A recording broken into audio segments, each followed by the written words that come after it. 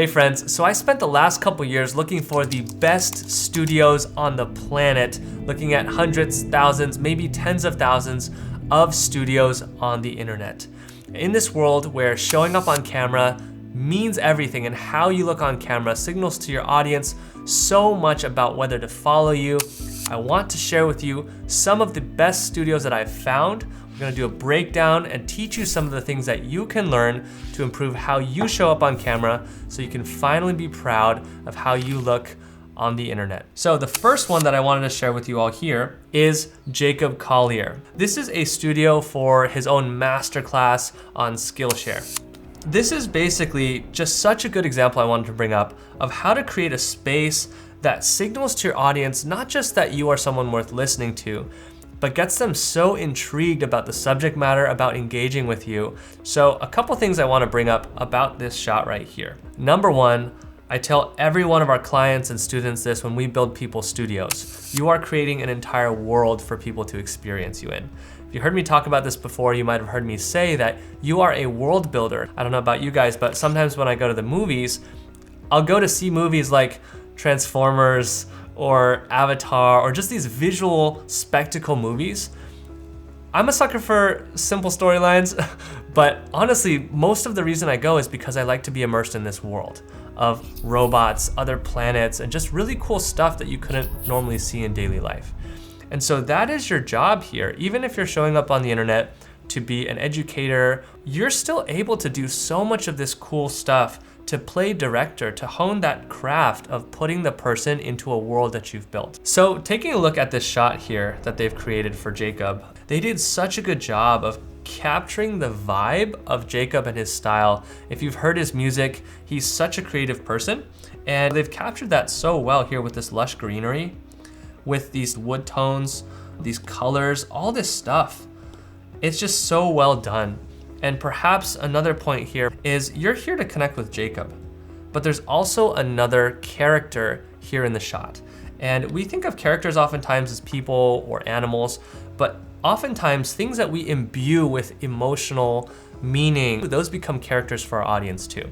And so here, you can even see the way that Jacob is holding his piano. It's kind of like holding a friend, putting your arm around them, right? Or a little sibling or someone. And what it does is it actually creates this on-screen relationship between Jacob and his piano. So if you are someone creating videos on the internet, think about if there's something that you can do, some relationship you can create with another character. Sometimes it's the relationship we have with our studio space. So here I'm interacting with my desk, with my iPad, with my pen, with my exercise ball that I'm sitting on. And so there's many things that you can do to create this sense of attachment and connection people have with your studio itself. So moving on here, another thing that Jacob does very, very well is make use of lighting. Now, lighting is so much broader than just making sure that you can be seen. You can use it to create emotion. You can use it to provide or withhold information by creating light and shadows. Things appear in the light, disappear in the shadows. You can create tension. And here, one thing they've done really well with lighting that you don't often see is these little pockets. They've created scenes within a scene. There's all these little tiny scenes created with this light here. You have this scene right here. You've got this scene over here with the light coming down on this tree. You've got a little bit of a scene on this piano here. And you've got this scene over here too, and this area too.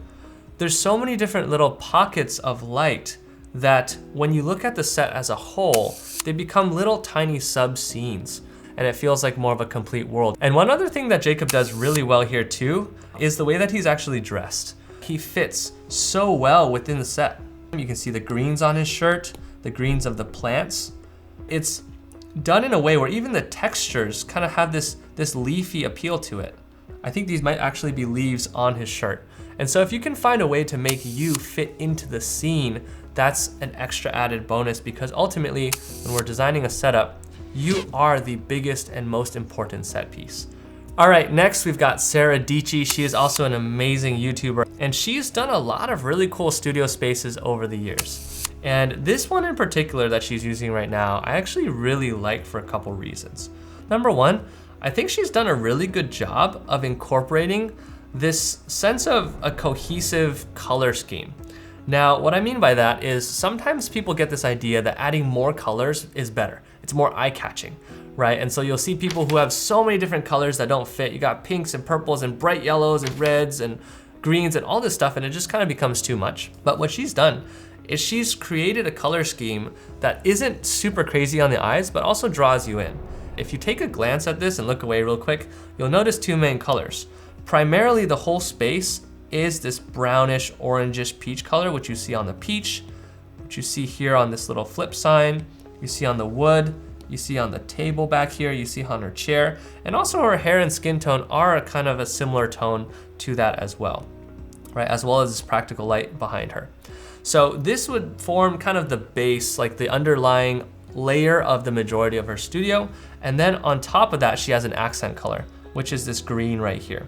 And this green is echoed right here up top. And surprisingly, that's all it is. And you can also say that this shirt is a little bit reminiscent of that green, but it's very simple, but it still kind of gets the job done. And the reason why I wanted to bring this up is because a lot of times when people say, I need to have a cohesive color scheme, they find different things of different colors to put in their shot. But the way that it worked out, she's actually found a way to make her color from the peach reflect off of this sign. And again, with her color choice in her clothing, that's all she had to do to create this thing where your eye goes from one thing to the other in this loop that keeps you hovering within the frame of the video and not leaving to get distracted by other things, right? And this is what we call repetition, in this case, repeating colors. One final thing I wanted to point out about why this specific video from Sarah is pretty important to me is that this is a video in which she mentioned that she has ADHD as a creator. That's actually something that I've been wrestling with personally. A big reason why I haven't posted on my channel for a while is because I've been grappling with realizing that I was diagnosed with ADHD about a year ago. And this is something that I kind of looked down on, to be honest, whenever other people would tell me about it. I thought people were making kind of like, or taking the easy way out and making excuses. But after kind of understanding a lot more about what it is and realizing, oh my God, this is like finding out my brain is left-handed and learning that I have to do things very differently from how other folks have to do things. And this, comes into play with like how I create content maybe differently, or how I have to juggle my team as I'm leading a team to build our business of helping other people build studios. And so this is just a video that I just wanted to call out there. I know a lot of you are entrepreneurs, creative types, and a lot of times that sort of stuff draws us folks who have ADHD. She talks about how you can better understand and take care of the folks around you who may kind of experience that and kind of take away some of the stigma of ADHD. So anyways, I don't want to, go on too much of a tangent, hence the ADHD, but let's move on to the next one. All right, so next we have Adam Earhart, and I really have to give Adam props because on the internet, he creates a ton of marketing content. And not to stereotype any marketing folks out there, but if you've seen marketing videos on the internet, a lot of times they're not as tuned in to the design side as, say, creators and creatives might be.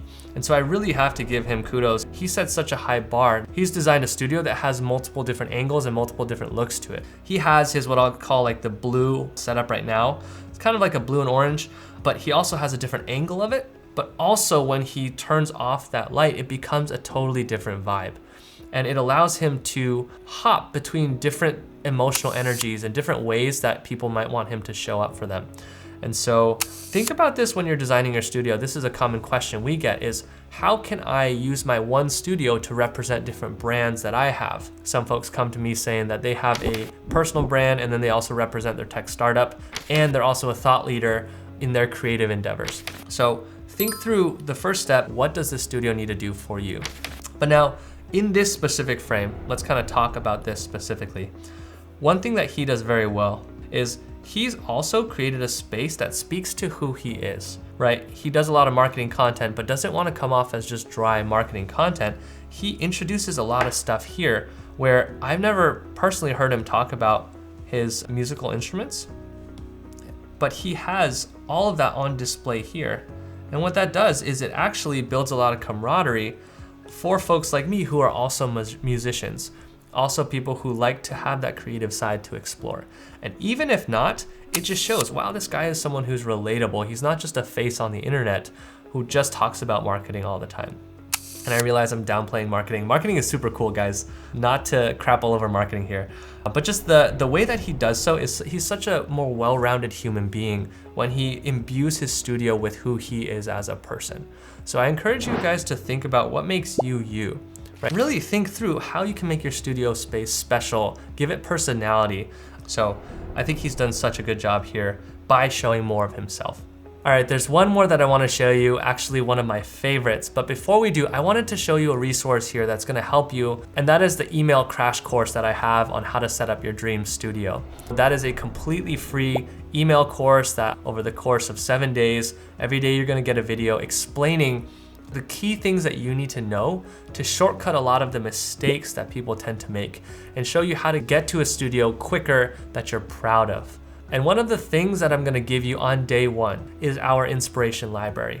The inspiration library is an activity we take every single one of our clients and students through. It is where we find inspirations like the ones that we're going through today to help that person hone in on their exact taste. And I wanted to make that available to you all for free here too, because it's such a powerful tool. So go down into the description, click on it, put in your email address to let me know where to send it to, and you're gonna get that sequence of emails, that lesson every single day. I hope you find that valuable. Let's dive into this next one, this last and final one today.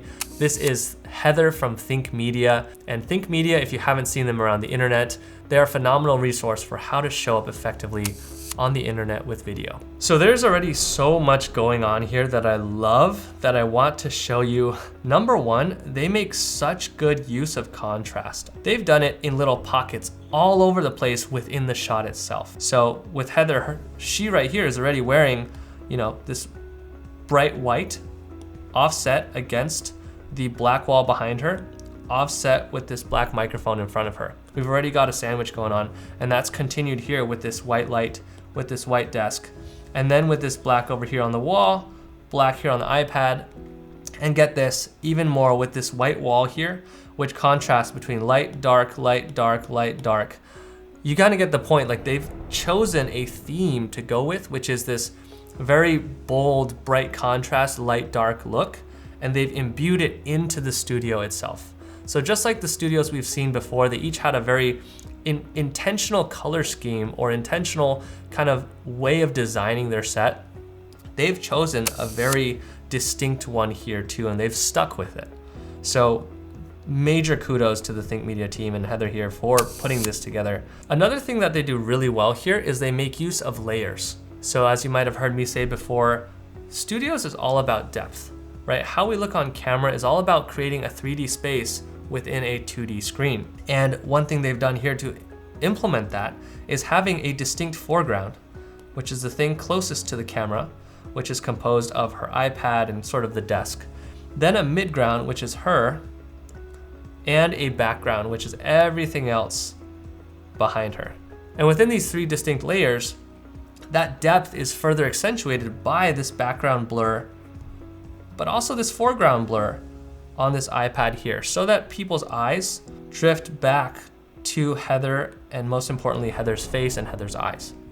So as you're designing your space, think through how you can use your camera settings, but that is, and again, that's something we talk about in the email course, use proper camera settings to make sure that you're using blur to bring the person's attention back to your face. Speaking of bringing people's attention, another thing they did really, really well is made use of all these sort of leading lines and symmetry to bring the person's attention back to Heather's face right here. So normally, I don't recommend having a line cutting through your head at the top, but what they've done is so well executed that both sides of the frame bring the person's eye squarely to Heather. It's such a well done, symmetrical design in a way that doesn't immediately scream symmetry. But the feeling of it, the equal amount of intensity here and here, drive the person's eyes towards the center of the image, right where her eyes are. So if you can guide the person's eyes, that's gonna be a huge advantage for you, as watch time is one of the most important metrics that YouTube and other platforms use to gauge whether or not they should send more traffic your way. So use every tool that you can to give yourself a stacked deck in your favor. Another thing that I really like about this setup is they perfectly balanced their use of rigid, artificial shapes with more organic ones. So for instance, you have all of these rigid, intense straight lines and right angles, which makes it feel like a very stiff, inorganic, not even a very human or caring space to be. But what they've done is they've integrated that with things that make those shapes less harsh. Those namely being more organic shapes. And when I say organic shapes, I mean shapes that are not our primary shapes. They're not rectangles, not triangles, not circles. They don't have as many harsh edges and they're not very predictable. These are the types of shapes that we predominantly see once again in nature. So these shapes right here, right, and the shape of Heather herself, right? We human beings are organic objects. And so these sort of things help to break up the harsh rectangles. And again, that plus the blur, which means that these edges are not as harsh as they normally are if you see them in full crisp sharpness. That helps to bring balance to the rigid artificial world and the more lifelike world. And so a lot of studios, you'll notice, kind of try to blend two different things. A lot of folks we work with, they say, I want to be someone who's down to earth yet polished, merging those together, right? In this case, that's kind of represented by down to earth is the organic, yet the polish is the artificial rigidness that is introduced through all these man-made objects. Some other folks say they want something that's more history-based, that they're grounded in tradition, yet also looking forward toward future possibilities, right? And so you can use textures, you can use colors, you can use different materials to illustrate all these different things. So for instance, you can use wood to demonstrate kind of the old, the past, something rooted, right, figuratively or literally in the past, versus maybe steel, metal, clean, white surfaces. Those can represent something that's more future-based. So that could be yet another way that you think about your setup. What are certain juxtaposing themes that you can bring together that will encapsulate who you are more than just a single dimensional character on the screen? And that again is something that brings out the humanness in how we show up on the internet. So people don't just see us as a talking head, but as an actual person, like a real person in their world that they can relate to. Anyways, I hope this was helpful. This is just 4 out of the infinitely many other folks on the internet. They're all super talented. I highly, highly recommend checking out each of these creators and giving them a follow. I'll put all their links down below. Go show them some support. And like I said, this is part of a series, a playlist where I go through my favorite studio inspirations to help you figure out what your studio should look like and help teach you all the basics and principles that goes into making your studio something that you're proud of. So to watch the rest of the videos in that series, click right here on that playlist, and I'll see you in that video in just a second. Much love, my friends.